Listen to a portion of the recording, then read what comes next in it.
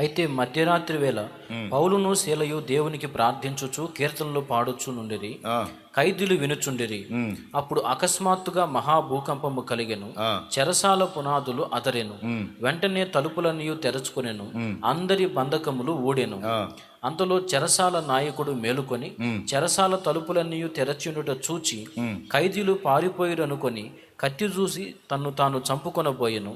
అప్పుడు పౌలు, నీవు ఏ హానియో చేసుకొనవద్దు, మేమందరము ఇక్కడనే ఉన్నామని బిగ్గరగా చెప్పాను. అతడు దీపము తెమ్మని చెప్పి లోపలికి వచ్చి వణుకుచు పౌలును శీలను సాగిలపడి వారిని వెలుపలకు తీసుకుని వాళ్ళకి సాగిలపడి వచ్చాడండి మనోడు.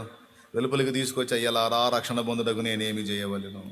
అందుకు వారు ప్రభు అయిన యేసునందు విశ్వాసం ఉంచుమప్పుడు నీవును నీ ఇంటి వారును రక్షణ పొందుదురని చెప్పి అతనికిని అతని ఇంటనున్న వారందరికీ దేవుని వాక్యము బోధించిరి.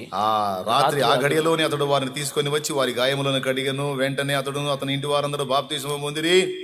మరియు అతడు వారిని ఇంటికి తోడుకొని వచ్చి భోజనం పెట్టి దేవుని యందు విశ్వాసం ఉంచిన వాడై తన ఇంటి వారందరితో కూడా ఆనందించెను.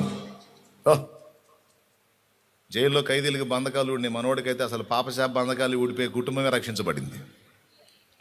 ఇంత కథ ఎలా జరిగింది? చెరసాలలో వేసిన తర్వాత సంకెళ్ళు బిగించిన సంఘము ప్రార్థించగా ఎన్నో విడిపోయెను. సంఘము ప్రార్థించగా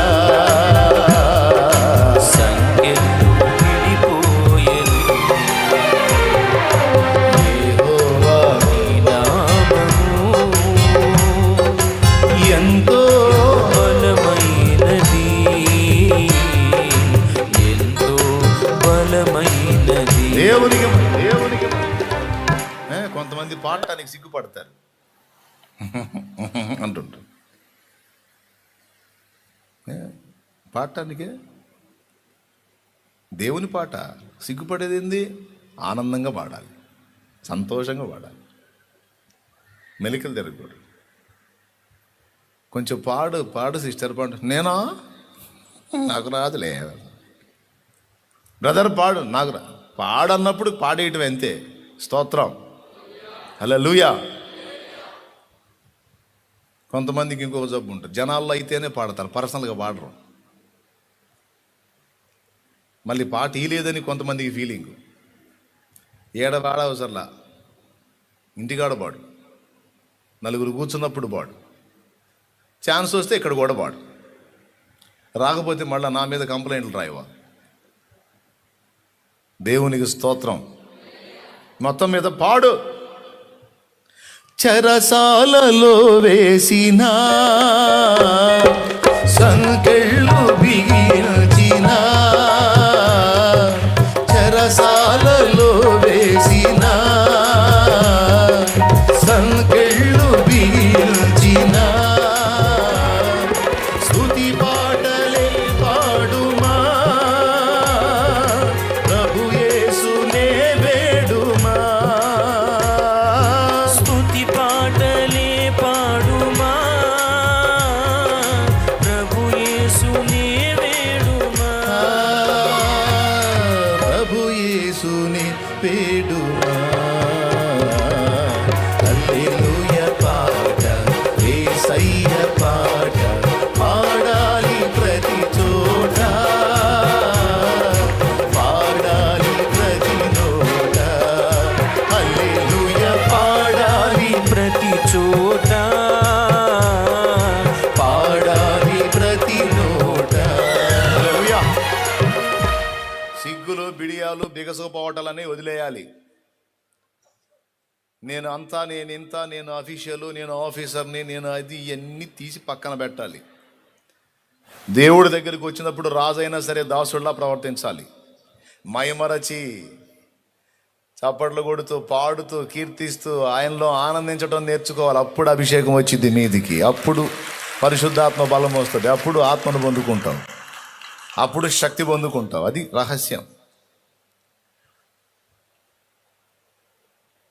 మయమరచి ఆరాధించు ఆరాధించు ఆరాధించు, శక్తి పొందుకుంటావు. అప్పుడు కృపా వరములతో నింపబడతావు. అప్పుడు నీకు భాషలు వస్తాయి, అప్పుడు నీకు ప్రవచన వాక్కు వస్తుంది. అప్పుడు నీకు తెలియకయే దేవుని వాక్యమును ధ్యానిస్తూ ప్రకటిస్తున్నప్పుడు మర్మములు పలుకుతావు.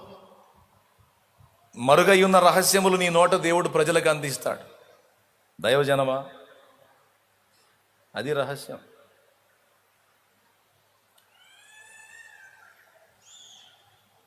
కొంతమంది అవిశ్వాసంతో దేవుడు భాషలు ఇచ్చి నోరు తెరుస్తున్నా చుట్టూ ఉన్నోళ్ళు వేషధారణ అనుకుంటారేమో అని దేవుడు నోరు తెరుస్తుంటే నోరు అణుచుకుంటా ఉంటారు. సిగ్గు చేత, అల్ప విశ్వాసం చేత, అవిశ్వాసం చేత. తప్పు. దేవుడు నీ నోరు ముట్టినప్పుడు, దేవుడు నీ నాలుక సడలింపజేసినప్పుడు, కదిలించినప్పుడు పలికి దేవుణ్ణి మయంపరుచుకోవాలి. ఆరాధించేటప్పుడు చక్కగా దేవుణ్ణి మయంపరుచుకోవచ్చు. నోరు తెరవకపోతే చేయగలిగింది ఏం లేదు. మామూలు పాటలతో తెలుగు భాషలో మనం ఆరాధించుకోవచ్చు, ప్రాబ్లం ఏం లేదు. ఒకవేళ దేవుడు ఆ గిఫ్ట్ నీకు ఇచ్చాడు అనుకో, ఆ కృపావరం నీకు ఇచ్చాడు అనుకో, భాషలతో దేవుని మయంపరచడం నీకు ఇచ్చాడు అనుకో, పొందుకుంటావు. ఎట్లా బిగసిపోయి యంత్రంలాగా ఈరోజు తిట్టుడు కార్యక్రమం పెట్టుకున్నాయో అనుకోవద్దు. దేవునికి స్తోత్రం, హల్లెలూయా. ఏం కార్యక్రమం? మరి ఇంక మీరు రోబోలాగా ఉంటే నాకు చిరాకు, అందుకని చెబుతున్నాను నేను. అసలు కుదరదు. నా ప్రభు నిజమైన దేవుడు, ఆయన నిజమైన దేవుడు అండి. ఒక ఆయన చూపిస్తా చూడండి. వేనోళ్ళ కొనియాడినా నా ఆశయే తీరదే,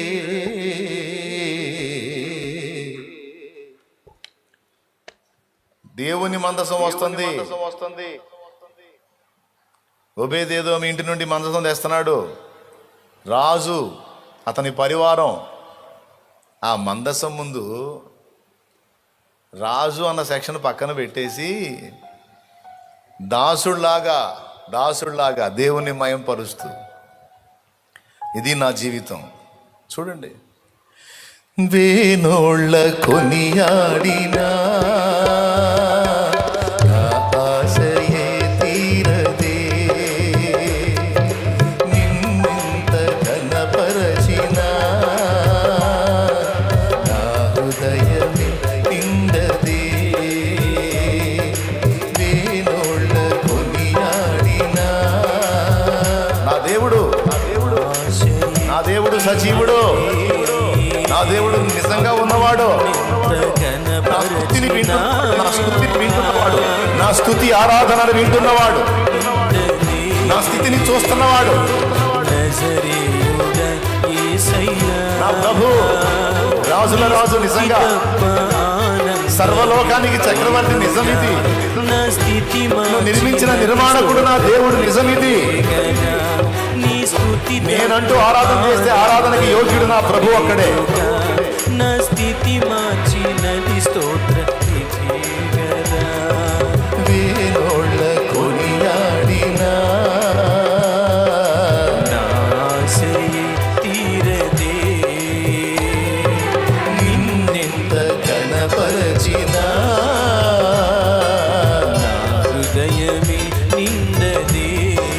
దేవునికి మహిమ. వస్త్రాలు కూడా పట్టించుకోకుండా నాట్యమాడుతున్న ఆయన ఎవరో తెలుసా? నువ్వు ఎవరిని గురించి దావీదు కుమారుడా అని పిలుస్తావో ఆ దావీదు.